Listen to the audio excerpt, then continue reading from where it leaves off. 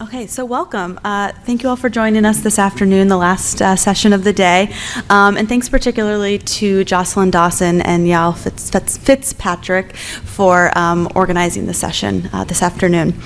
I'm going to be brief because I think we could spend far more than an hour on this topic with these people. So just very briefly, my name is Emma Brink. I'm a journal manager at Wiley, and I've been involved in SSP since 2014, and more recently over the last 3 years as co-chair of the Early Career Subcommittee.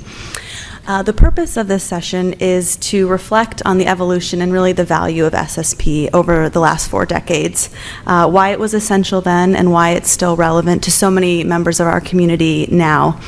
I'm delighted to be speaking with this very impressive group of past presidents representing decades of volunteerism and involvement in our industry.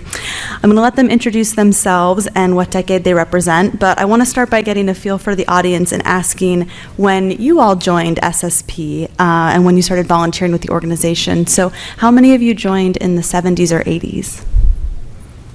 Great, okay. The 90s? 2000s? And the 2010s? I don't know what you call that, but that's me. Okay, great. And are there any other past presidents in the room? Oh, quite a few. Great. Half the room is past president. Yeah, that's great. That's great. Well, I've got some questions for the panelists, but if there are any other past presidents who want to contribute and answer to any of the questions I'm going to be asking, please feel free to contribute. We want to hear from all of you. Okay, so first what I'm going to do is ask for a brief introduction from all of our past presidents and note when you joined SSP. Okay. You're first. Well, I think everybody knows I'm not a past president. You're a founder. You're even better. Yes, I was on the board for 3 terms because that was the time when we just needed people to stick around a little bit.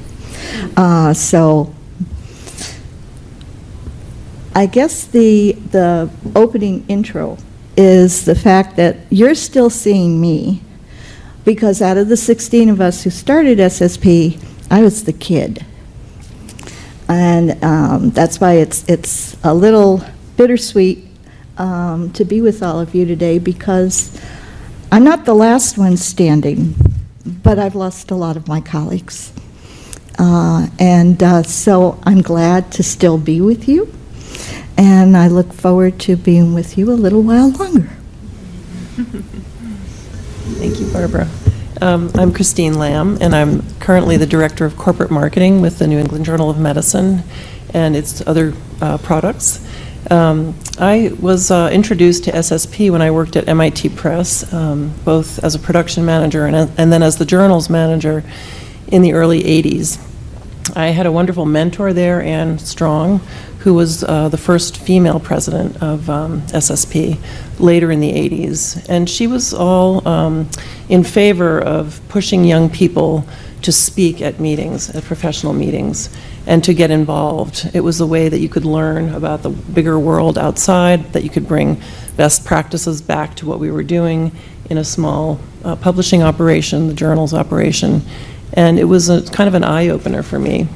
But also to be pushed to participate was really a fantastic feeling. She made you feel that you had something that you could deliver, some information that you could share, and in turn you also received good information back. So that was huge. And so I think my first meeting was sometime in the early 80s. I don't know exactly which one it was. I think it was in Philadelphia at that old, very formal hotel where there was Legionnaire's disease at one point. Right. And it had been renovated, and the rooms were huge, and it was just a really great experience. I just remember coming back thrilled. So as an introduction, does that That's work? great, thanks. Okay, great. No, we're sharing this. I'm Bill Kasdorf. I'm a publishing technology consultant.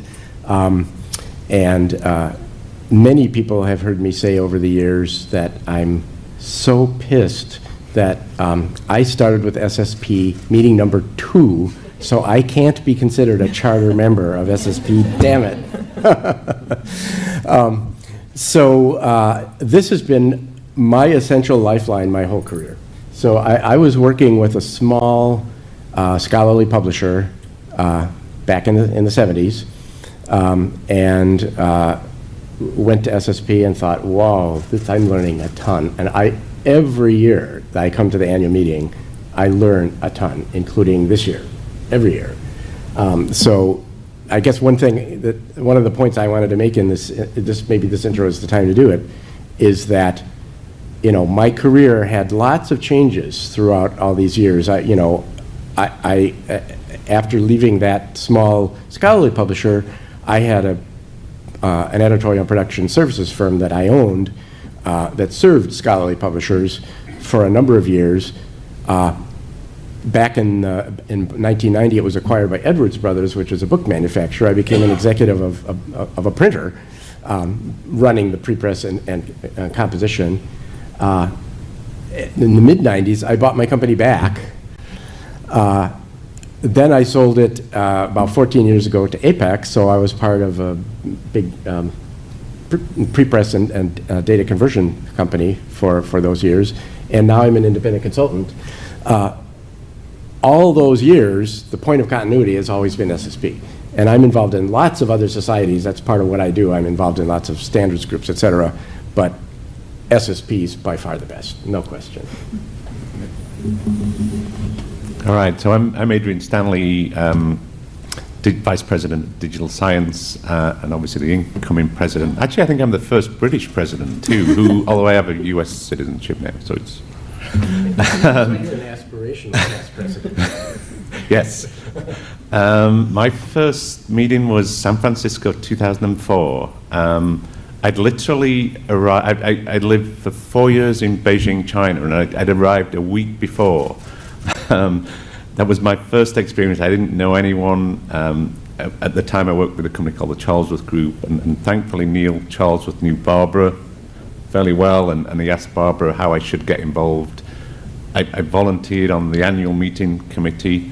Carol, who was the head in the room, we did our first session. She was an amazing co-shepherd with me. We did the session for the 2005, I think, Boston meeting, the Journal of the Future. And I still cannot find the archive of what we had, but we had people like Jeff Builder talking. And that was such an amazing experience to be shepherded and partnered with Carol, but work with all those great people.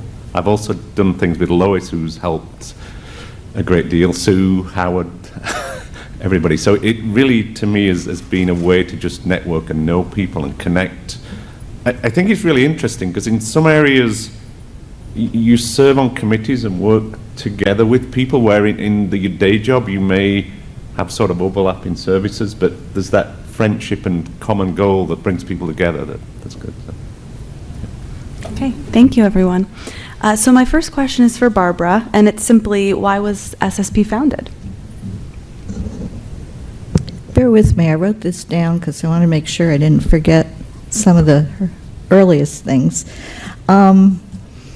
Basically what happened was there were 3 options of communicating about innovation in publishing back in the early 1970s. One was the AAP's PSP division, and it was going through a very tough period at that time. We also learned that the IEEE Biennial Conference on Communications, which was chaired by Jim Lufkin, was no longer going to be held after 1976. And finally, the third was a mode of communications that lost its funding. That was the NSF-funded applied research project, Improving the Dissemination of Scientific and Technical Information, remember we're in the 70s, A Practitioner's Guide to Innovation. So, obviously, PSP was revitalized through the efforts of Bill Bagel and Alan Whitman, Marcel Decker, John Wiley, along with many others from the commercial publishing arena over the next 2 decades. And PSP, moving into the 21st century, was much more dynamic. But in the years prior to 1978, there were many of us who were concerned that it wasn't going to survive. The IEEE Communications Society, which had served as the safe harbor for the event coordinated for about a good decade by Jim Lufkin, who was editor of the Scientific Honeyweller, which was a corporate-sponsored technical journal. His promotion at Honeywell curtailed his activities with the conference, and unfortunately, no one stepped up to take his place, which is something that you always fear, that personality dependency that could happen. And then finally, the NSF project focused on innovation was a loose leaf publication. The contents were generated by a staff at one of the Beltway Bandits, Capital Systems Group. It was originally led by John Strohorn and Rick Omerso through in-person or phone interviews. There was no email back then, of the top people involved in all aspects of publishing, and we nicknamed them the Golden 100. I came on board almost fresh out of grad school in 1976 and became associate editor when Rick left. As associate editor, I took on the second wave of interviews along with Elizabeth Fake and Brigitte Hybricks, some names that you've seen on the screen. So I'm sure by now you are definitely starting to recognize these names. So our loose leaf publication was issued in a big blue binder and came to be called the Innovation Guide, although some people preferred the Blue Book. NTIS loved us as we had over 600 subscribers, which was definitely a bestseller for them back in the mid-1970s, and of course it might be a bestseller now. Anyway, at the last Innovation Guide Advisory Board meeting, Mark Carroll, who was chair of the board then, and he was director of publications at the National Park Service, stood up to toast the end of an era, but he couldn't bring himself to say farewell. The people around the table agreed that they didn't want to stop seeing each other. And these were also pretty much the people who had been involved in PSP and the IEEE conferences as well. Fred Spillhouse, executive director of AGU, shared that he, along with others, would miss the camaraderie and information sharing at the conferences, and someone else mentioned the possibility that we would lose SSP as the communications hub. So it's like, when I spoke with Judy before coming here, she goes, I don't want to use the term perfect storm, but it kind of felt that way back in those days, and it did. So anyway, all that talk galvanized us as a group to say that we were not going to let the communication stop. And after that meeting, we began to have a series of informal meetings at restaurants and most often at Anita DeVivo's Chevy Chase apartment. And between meetings, several of us drew up a prospectus in terms of organizational structure and financial projections. You know, at that point, you have to remember we had some of the leading executive directors and director of publications involved in this. So we brought a few more people into the circle as well, such as Bill Tier, who at that time was with Bird Press, that got bought by Cadmus, that got bought by Centveo. And after a few meetings to review where we were heading, Mark reported that he had, after much debate as to whether we should be called the Society for Scholarly Communications versus the Society for Scholarly Publishing. You fight over the silliest things at times like that. But it wasn't silly. It ended up being very important that we ended up being the Society for Scholarly Publishing. He had filed the incorporation papers. We were a legitimate 501c3 organization. And so it was at that evening's meeting that each of us present took $20 out of our pockets, laid it on Anita's coffee table, and declared SSP a bona fide professional membership organization. The date was June 16, 1978. So for the next decade, the members of the board became the first chairs of each committee to start building the infrastructure that each of the presidents and their volunteer structures just kept building upon in all the succeeding decades until we're here. in just an amazing place. Thank you, Barbara. Okay, so my next question for the panel, and maybe we can start with Christine, is what strikes you as most relevant about SSP then and now? I've been reflecting on that question because sometimes it feels like we're still talking about the same things 30 or 40 years later. And the issues are similar. Publishers at the time were concerned about business models and pricing. There were much more adversarial relationships with librarians and between librarians and publishers. SSP was a good place to air those, and they were often pretty rigorous conversations. People would stand up and really argue hard about various issues. SSP was always an organization where you could be more open about business issues. PSP has always had antitrust rules about what you can discuss. SSP didn't really have some of those restrictions, and so it got a little boisterous at times. We were all worried about copyright and international distribution, and what I think is relevant today was that SSP always had a focus on technology. And so I learned, and I think everyone heard about new developments at SSP sometimes for the first time. There was a big optical disc report in the early 1980s, which preceded the CD-ROM wave, that I remember looking through my files. I vetted somehow that we were going to send to the membership, and that was presented at one of the annual meetings.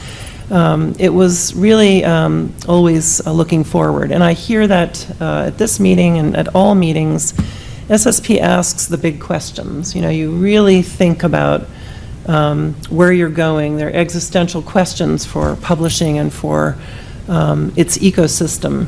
And that has continued to be a big draw for me. It's forward-looking. It's always about where are we going and what are we doing and why are we doing it?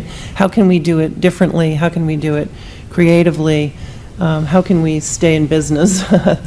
That's also been a refrain over the years. So there are different topics, or things have a different cast to them, but really it's many of the same things. How can we work together in more and smarter ways and have fulfilling work as well as personal lives? And I hear that again and again throughout these meetings. So it's relevant today as it was back then. I think when you are young and you're coming into your career, it's also, SSP was a huge way to develop leadership skills and collaborative skills and organizational management. I managed a small department, but when I became the president of SSP in the mid-90s, you're responsible for organizing board meetings and for making sure committees are functioning and that you're addressing the membership needs. And that was a huge eye-opener and really helped me develop in my career. And I think most people have had a similar experience. So participating when you're young is important.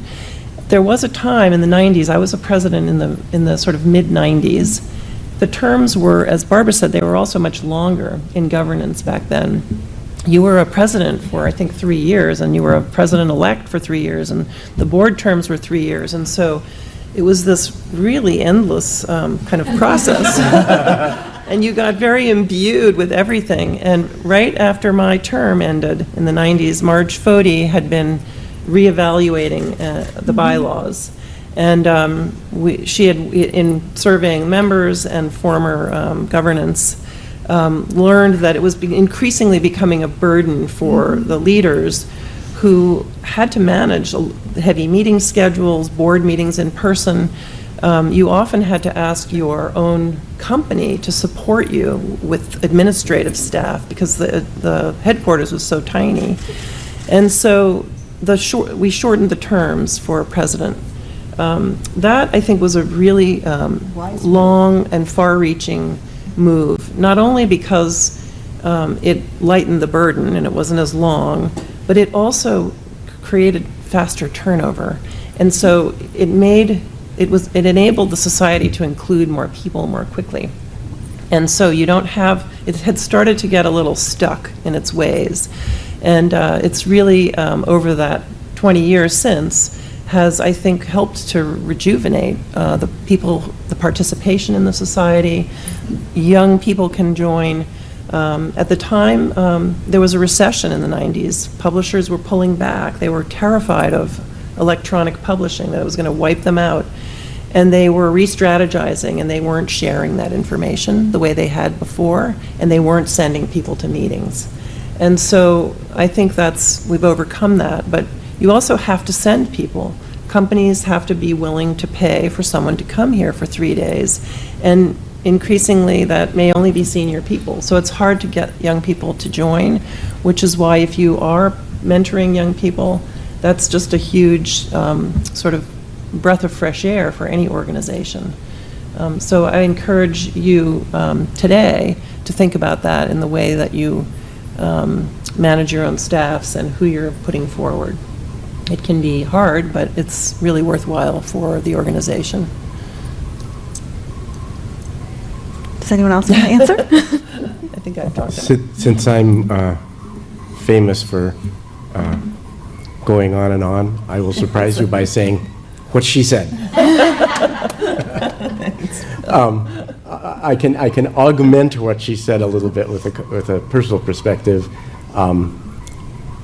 emphasizing some of the points that Christine made. It's been so fundamental to SSP that we do not take positions on issues. It's essential to our character, and it's why people can speak their minds, and we've said lots of things, laudatory things about the person that probably we owe our existence to more than anybody else, which is Fred Spillhouse.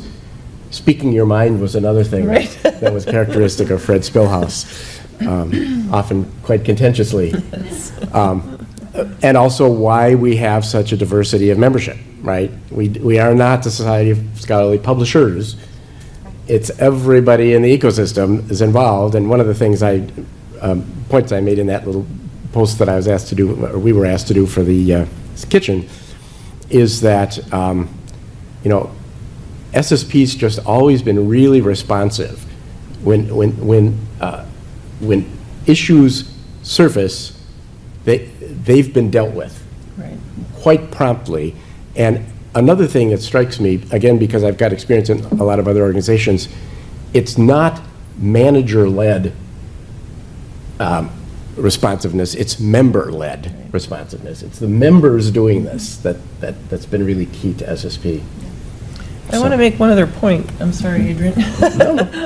And that is that the organization, because it's an organization of individuals and it's not corporations, although you can be a corporate sponsoring member, most people join, many people's corporations pay for their membership, but because it's individuals, librarians, vendors, and technologists, and other kinds of players in the ecosystem join as equals. There is no sub-membership or affiliate membership. You don't have a second sort of tier of people who are really there to pay their way and support the organization. I mean, there's some of that, but it's not on the membership level, you're equal. And so you had all these voices and people were able to speak up. And I learned to appreciate the people from whom I bought services as strategic partners and as people who also had thoughts and really interesting views on the industry and on the ecosystem that we were in, about how it could change or about how it could progress or about how to do things more efficiently. And that was a huge eye-opener also, that these were people who contributed to my growth in understanding the business and in understanding where we were going. And I don't know that that's the case at other organizations. So that's kind of unique, I think, about SSP. And the other thing is that at one point there was a big argument about whether it should be publishing for publishers and that they should dominate, and that other kinds of people in the system, librarians and other people in the communications end of it, were secondary. And most of those people who had those views ended up at PSP. And a more kind of open and open-minded group, I think, remained with SSP. Yeah. Adrian, would you mind if I augment a little bit as well? Well, I was just going to say, I mean, that I hadn't really appreciated that point till we as a panel came together. And I'm very thankful for the decisions you guys made back then that I think are so wise that have brought us to where we are now.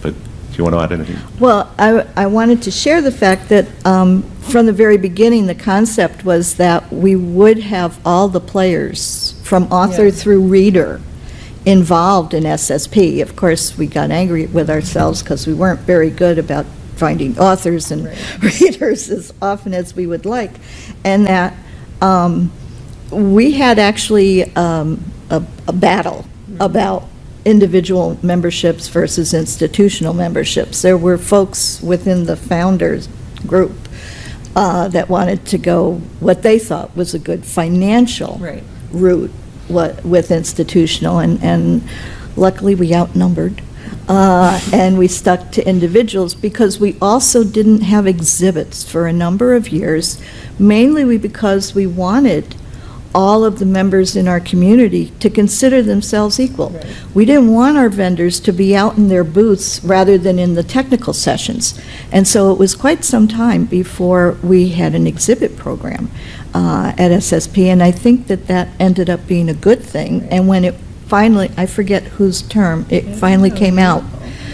But whichever board did that one, they really were very thoughtful about how it was going to be handled. I was on the board at that time. Yeah, and those are tough decisions that I'm very proud of all of the boards that followed us who made really good decisions. That's pretty remarkable for 40 years. Where it's due to the level of participation in the organization. So, it's an extraordinary level of involvement. People don't just sign up and come to the meetings and listen. I mean, many people do, of course, but an extraordinary percentage of people dive right in and get involved and rise to leadership positions pretty soon, pretty quickly. So we've always got this multiple perspectives and fresh perspectives coming into the discussion. Yeah. And just sort of from my perspective in the last 14 years, it definitely is a barometer. You can kind of sense, check where the industry is. I think now with the bringing on of Melanie as executive director, I think we're really actually able to do things in an even quicker pace. There's so many programs we have that are going on and challenging that just brought the extra level of support to the committees and the board. So I see us really moving very quickly into areas like the diversity, the mentoring, the fellowship programs, the regional meetings. We've 8 regions meeting on a regional level now. So those things I think are just happening quicker than maybe they would have done in the past. And those regional meetings were something that were discussed off and on all these years. But they happened. Right. Thank you. So, Christine, you touched on this a little bit. I was wondering if any of you wanted to speak to the value that SSP has brought to your life, both personally and professionally. Go ahead. You want me to start? Sure. Yeah. Indispensable to my personal life and professional life. Some of the people that my friends in SSP that I've had over all these years are accumulated during all these years, because not all of them are as old as me, are still some of my best professional friends that I have very good relationships with. But professionally, I mentioned this in my initial remarks that so much that's very, very relevant to what I do and in my work, I first heard about at SSP. First heard about GML, which is a generalized markup language, which is the precursor to XML, which is the precursor to XML. And I saw how important that would be, and that's what I do. right? But that was like decades ago. Yeah. I learned about that and grabbed onto it. But there's dozens of things like that. So it's why, like I said, it's indispensable to me. I would not miss a meeting. And just to build on that, I went from academic publishing, after a couple of stints at MIT and then working at Little Brown in medical journals, and then spent nearly, I think, about 12 years working for different kinds of startups. I've worked for 5 startups. They've been subsidiaries of bigger companies. They were all different kinds of platforms that evolved or failed as the technologies evolved to deliver information to libraries and to put full text online. So I spent that time working with publishers to bring their materials online, doing a lot of contract negotiations and reassuring them that they would be okay and they would need to be online so they could be found in the future. But during that time, I was the president of SSP. I could still serve the organization no matter what company I worked for. And it really was an anchor for me. It helped to just give me a frame of reference as I moved from one company to the other. And in the last 10 years, I've been back fully in STM publishing again, helping get to the next phases. And it's still such an important part of my life. So again, as an individual, this organization can be kind of a lodestar. For many people, it's not their first organization. Everybody belongs to other organizations, and some people belong to more specialty-oriented ones. When we surveyed our membership back in the 90s and the 80s, it was often the second or third membership group that people belong to. I don't know whether that's still the same today. Maybe the importance of it has changed, but it's worth sort of keeping tabs on also. But for people who move around a lot or who are consultants, for instance, this can be really a kind of a lifeline and helps you to stay on track and in focus. Yeah, and on top of that, I think from where I sit too, it's so rewarding to also see the new people coming into the organization, see the potential they're bringing, how they're going to develop. But mapping that with the experience too, and the fact that I can talk to Barbara or Bill, and you can have that same level of discussion and chat, and you just get a really good mix and blend of people, don't you? So, yeah. I'll embarrass somebody in the audience because, you know, being involved for almost the entire history, I've also just enjoyed paying attention to how it works over time, and it's changed so much over time. But that ability for somebody that has a lot to offer, for that to be recognized and for the society to be able to take advantage of that is unusual, because in many organizations the structure just kind of prevents somebody like that from actually getting anywhere because the spots are all occupied by more senior people, right? And I'm talking about Sue Kessner, because she was like president. What, you'd been a member for like 3 or 4 years when you became president? Right. Thank you. So I want to leave time for audience Q&A, so I'm just going to have one more question for Adrian, actually. We've been talking about the past, but you're the incoming president, so I was wondering what you envision for the next 40 years for SSP. But you don't get I to be mean, president. anyone else can comment, but we'll start with you at least. 2058. Well, I mean, I see so many amazing foundations we've built growing, and the cornerstones that have been put in place by people before me and committees that are really growing and building up. I think it's going to be important to make sure we keep bringing the stakeholders all together to talk about issues. And I think some of those are new ones. You know, we need to think about bringing funders in and other people in the ecosystem who maybe haven't quite been as involved with us. Yes, important. Definitely with things around the international task force, the diversity. I think each of those tracks is just going in its own way. I think what I'd like to see is ways that that's sort of coordinated and sort of come together in a way that right now one of the challenges I think is there's a separate committee, but there's so much overlap across everything we do in an interconnection than finding ways to make that even more effective. So. Great, thank you, everyone. So I guess we'll open it up now for questions from the audience, and I'd also invite any of the past presidents to comment on the same questions that I asked of the panel up here. We'd love to hear about your experiences too.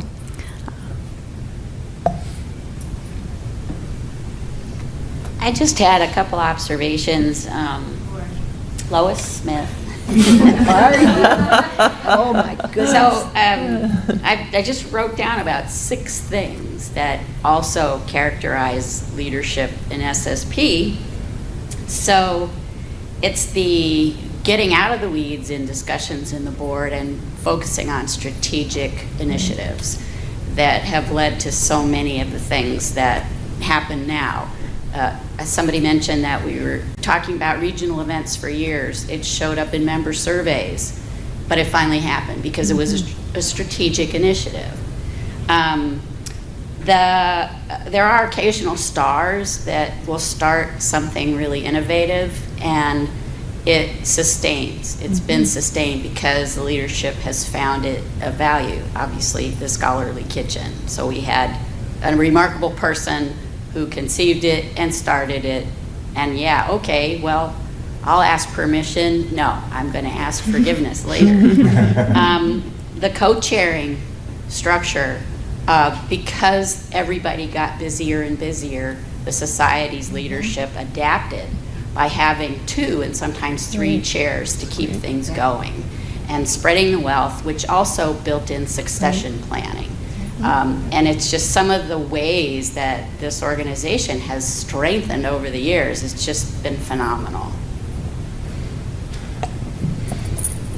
So, thanks, Bill. That was nice of you to say. But to that point, I think, and I have several mentees, formal mentees right now. One through SSP, and then a couple through STM, actually. So 3 at a time. And 6 months ago, I had another 3, and they want to continue, so that makes 6. And one of the reasons I was matched up with a couple of them had to do with leadership and how to grow as a leader within the company, but also in the industry. And relevant to what you said, while I came in to the organization, at mid-level, I think I developed a lot of leadership skills along the way directly from my time as president and president-elect, and chairing some of the more challenging committees, or co-chairing them, which then, ultimately resulted in growth, personal and professional growth, but professional growth for sure. And so I talked to my mentees a lot about that it's those things are related. It's not necessarily an either-or path, although, there are differences in how one approaches each. So it's something to keep in mind as we talk about the benefits of volunteerism.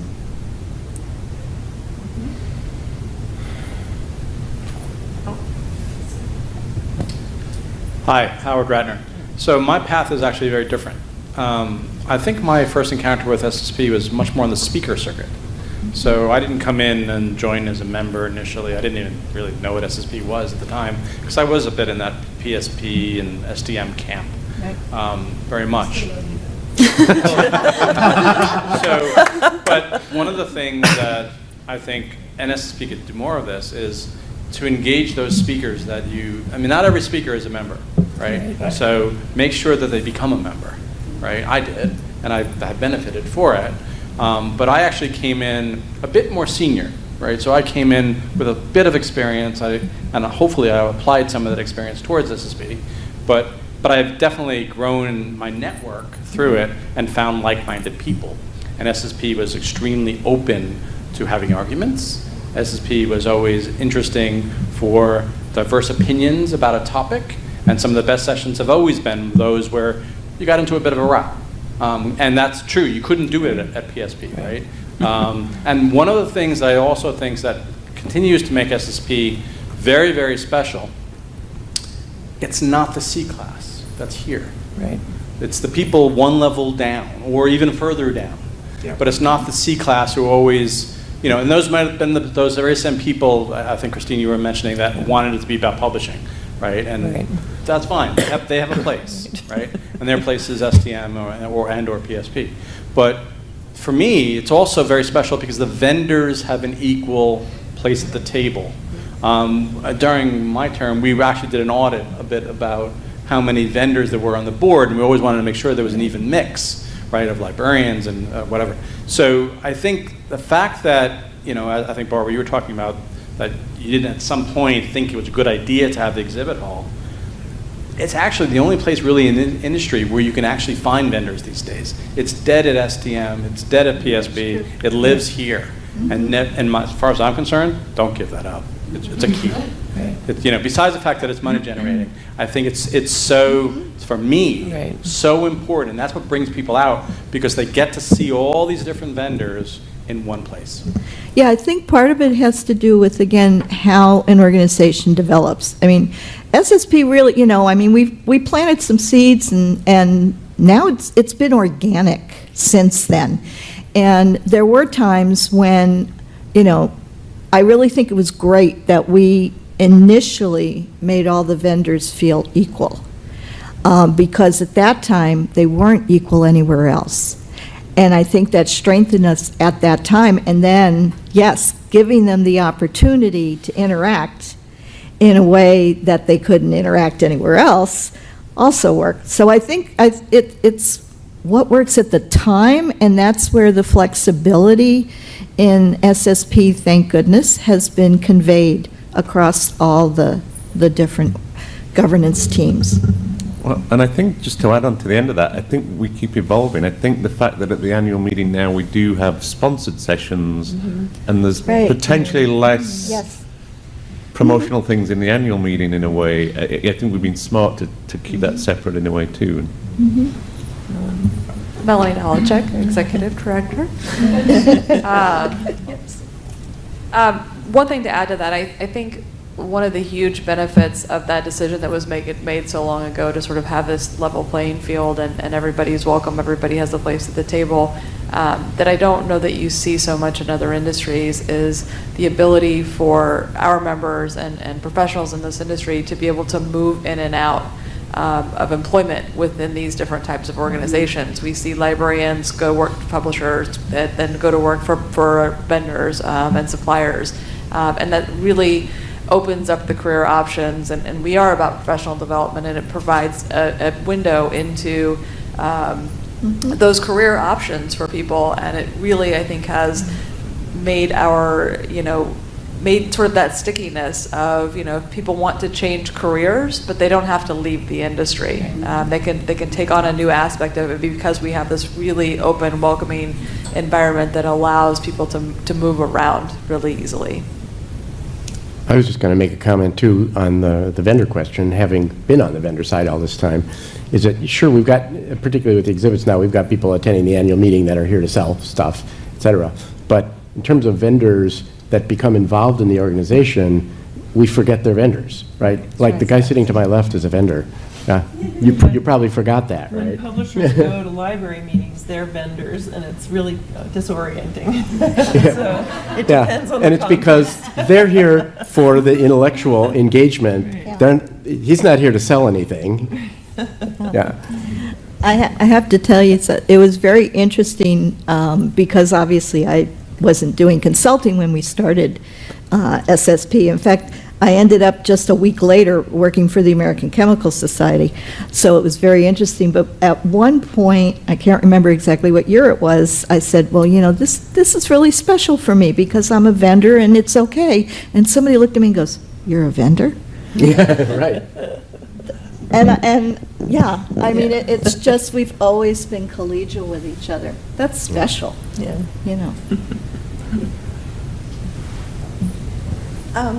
There's so much to say about this organization. Carol Meyer, sorry. I deserve that. But I think one thing that was touched on before is that the individual membership is so important. And I remember there was somebody in this room actually who asked me, who was going to be, have an important governance position and was changing jobs, and said, well, is this job because of my company or is it because of me? And at SSP, it's because of you. Right. And I think many, there's been a lot of mergers and acquisitions in the industry. There's been a lot of companies coming and going, and a lot of us have been sort of caught up in that. But the one thing that's current, you don't get thrown out of SSP, which you actually kind of do in other organizations because you're a representative of the company that you work for. And there are other industry organizations we haven't talked about where if you're not a director, you can't be in governance. Right. So, if you're not like at the C level or at the executive director level, you can't be in governance in the organization.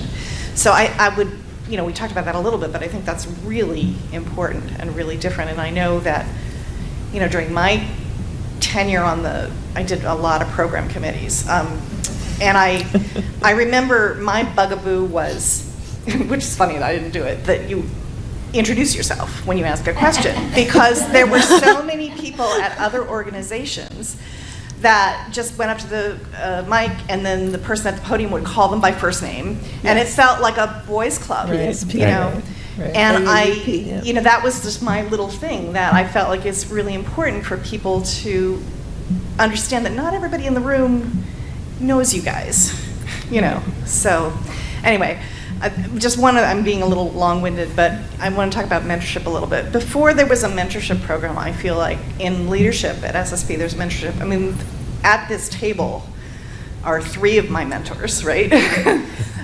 In this audience are another 3 or 4 of my mentors. And I feel like I have learned so much from them without any formal program, just by working with them. And so I'll stop there.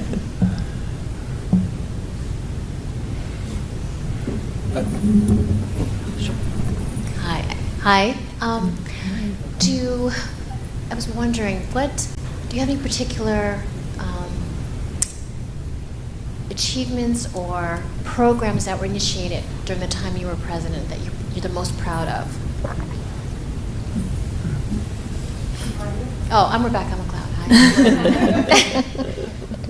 Hi. Can I just tell everybody about one program we did that was, I think many people in the 2010s and 9s remember it, SSP In, which was an interactive meeting for 3 years. Yes, we went to those. So for 2 summers, I was a co-chair of that.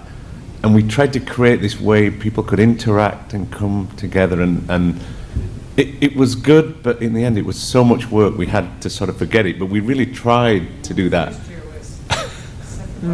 It was, so we've tried things, and that was, I wouldn't say we were proud of it, well, it was a lot of work, but we tried, and it changed, and it evolved, and so. I forgot to say that I owe my career to Christine, who hired me in my first job in Scarlet Publishing, and I work with Barbara too, resident MIT. She was a consultant, so anyway, thank you. Thank you. But I think your career is you. Yes, I was just going to say that. I guess I was first drawing a blank, thinking, "Oh, that was so long ago. I don't remember." But actually, I can mention a couple of things. One thing I've always been had as a priority is cultivating relationships with other societies, et cetera.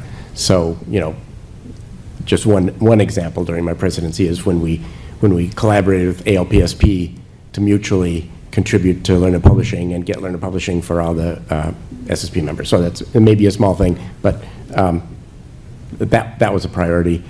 And another thing, I think, I don't think this was done in my presidency, but I think I was the one that suggested it in the first place, was, I've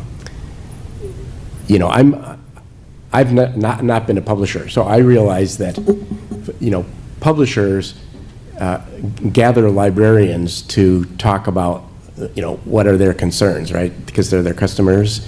And so I suggested, well, why don't we have a session where we've got librarians where publishers can ask them questions, right? And that turned out to be a real successful thing. So those are 2 good things. I'm not sure. I can't think of a particular thing. I remember Bob Bovenschulte asking me, what is it that you want to accomplish as president of SSP? And I was like, but I love the organization. I wanted to sort of maintain it and see it grow. But at the time, it was starting to, as I said earlier, becomes constricted. It was a bit of a clique in some ways, and people were telling us that. And so my goal was to try to freshen up and bring in younger people and kind of new faces. And so we did that through messaging and just outreach in general. It was tough, again, because people's budgets were being cut.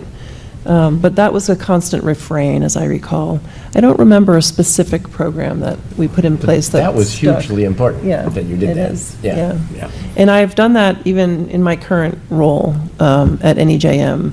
We've always served physicians, but when we talk about them, we forget that there are students and there are residents and they're in training.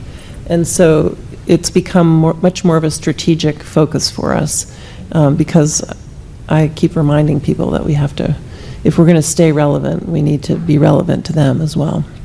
So it's key for any organization. I know that young people today have their interest in societies is waning. It's tough for lots of big professional and specialty organizations to bring in new members. And I don't know, I think SSP seems to be bucking that trend, but that's something to keep in mind. What's the draw? And if it's not an organization like this, then where are they going and where are they getting information and what's contributing to their development? So those are questions that this organization needs to keep asking.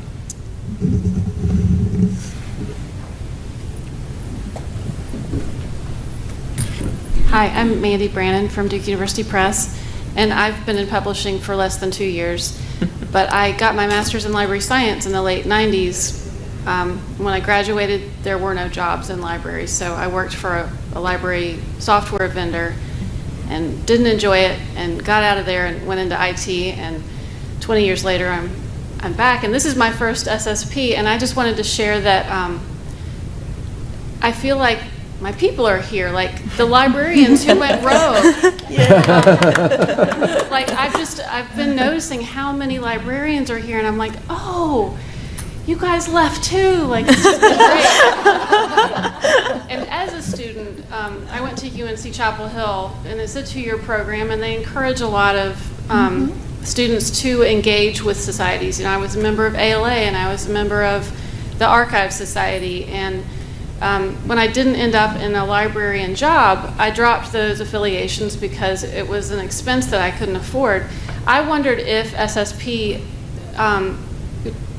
tries to appeal to students in those programs, because I think that I've noticed that so many people in publishing come from all different walks, and there's not a career path, but that would be a really appealing career path for some librarians who just aren't supposed to be in libraries. So I just wondered if you guys do have SSP membership for students, and if that's a thing. Do we? Yeah, we do. Do you want to answer that, Melanie? Yeah, maybe Melanie could comment.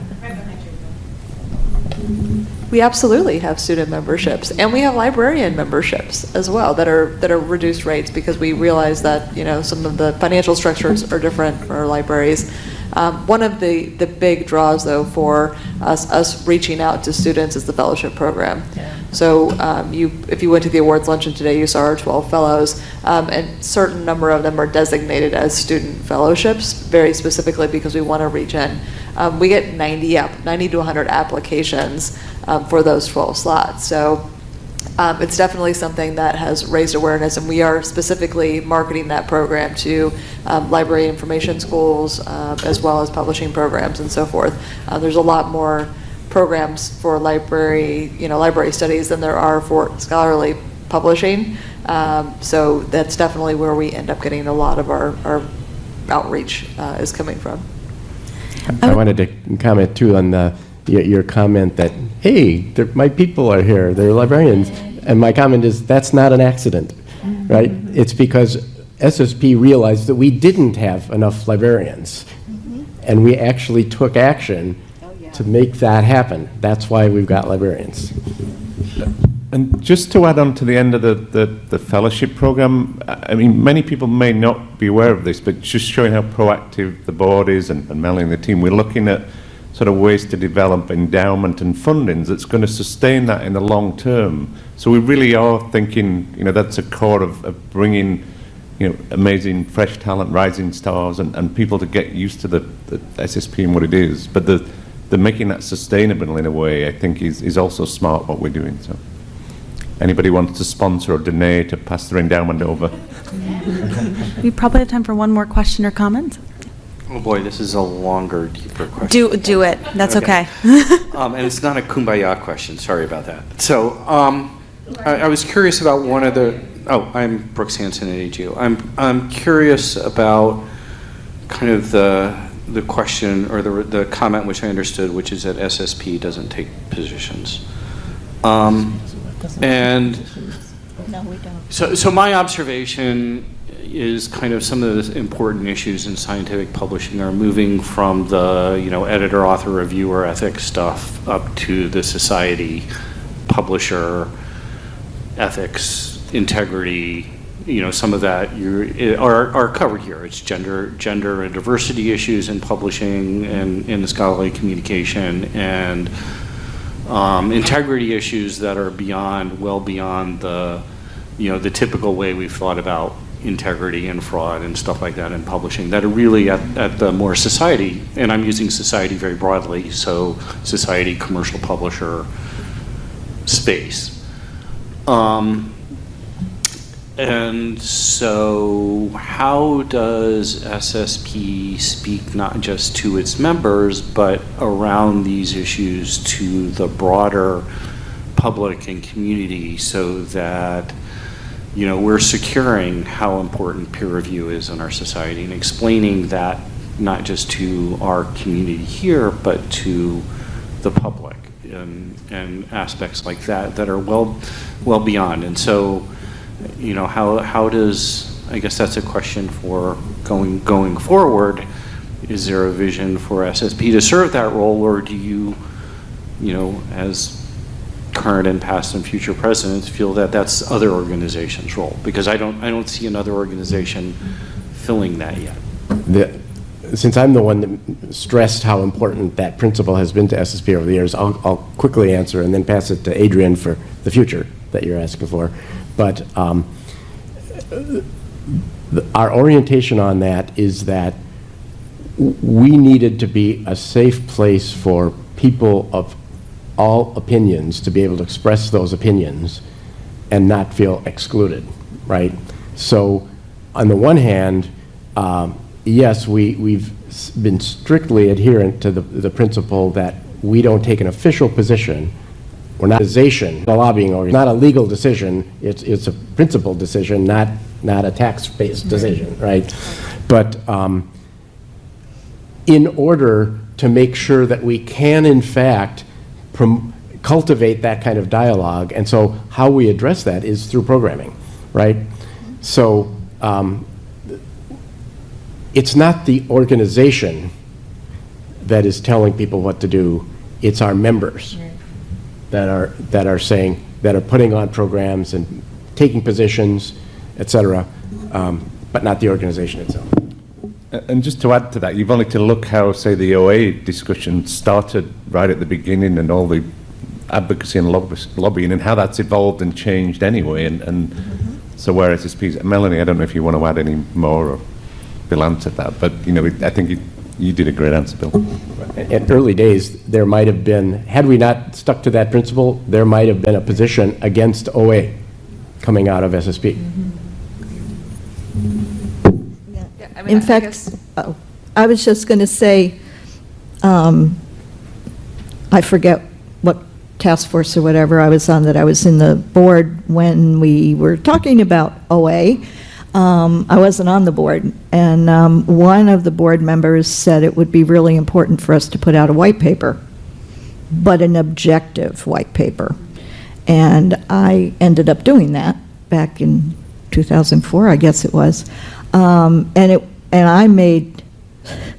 I made so many drafts of that to make sure that no little bias at all crept in there, and that was not easy to do, but it was the mandate that the board gave me.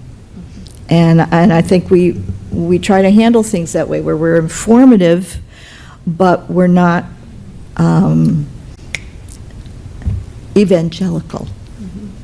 And I think what Bill said really, hits the nail on the head, which is our job is to educate and present the information. People are going to have lots of different opinions, but I think as long as we can get the information out there, people will make their own opinions, and hopefully that gets to the right people. But as far as SSP sort of being that, maybe it's piracy or fraud or whatever those issues are, I think we can raise awareness of the issues, we can talk about it, we can discuss it, but at the end of the day, we're not going to be setting policy or lobbying, or suing Sci-Hub or something, on behalf of the industry. So let me make it clear that that's not at all what I was asking, but, scholarly is in your name, and so taking a position is the wrong way to put it, but promoting scholarship, maybe promoting is the better way to do it, is, like I said, it's not quite formulated, but,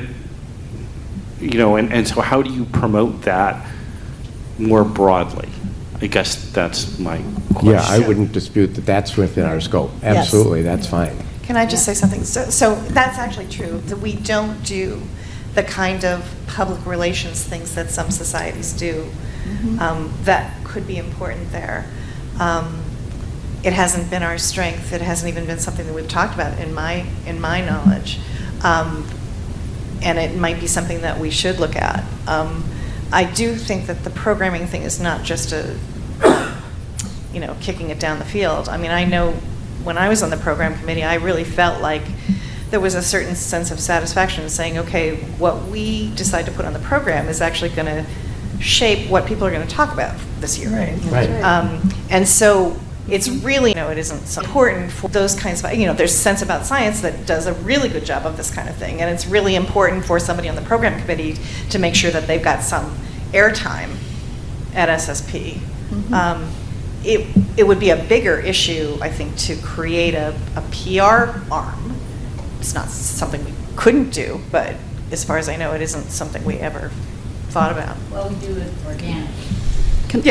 But not a external education for people, what is scholarly publishing. It's more an internal education, what do you need to know in this industry?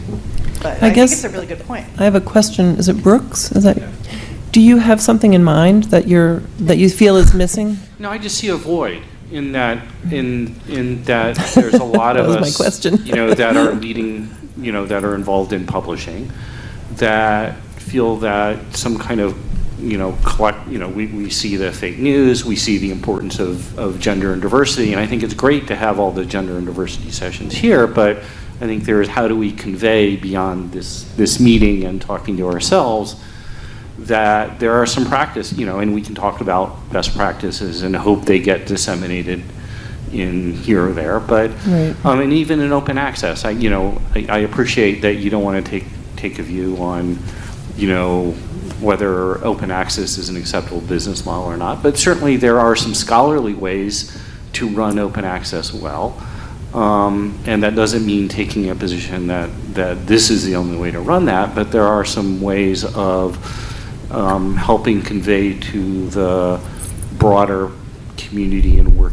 So what other organization brings all the major publishers and publishing infrastructure together at a deep level, at least that I don't see that elsewhere. Maybe there are, maybe it's PSP or STM or something like that, but I don't see them filling that role either of trying to convey what scholarly publishing is and should be.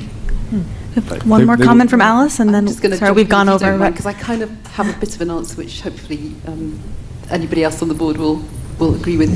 So, because we've had a version of this conversation, right, yesterday at the board meeting about what's an appropriate level of involvement for SSP in some of those kinds of initiatives, and I think where we got to was certainly on the diversity issue, and I think also we had a conversation about predatory publishers, and is that something that we should take a stand on? And I think where we got to, which to me is just like the perfect SSP position, is yes, but not just us. We don't want this to be an SSP initiative. We want to collaborate with other industry organisations, which is why we have the Coalition for Diversity and Inclusion in Scholarly Communications. Is a really great example of that.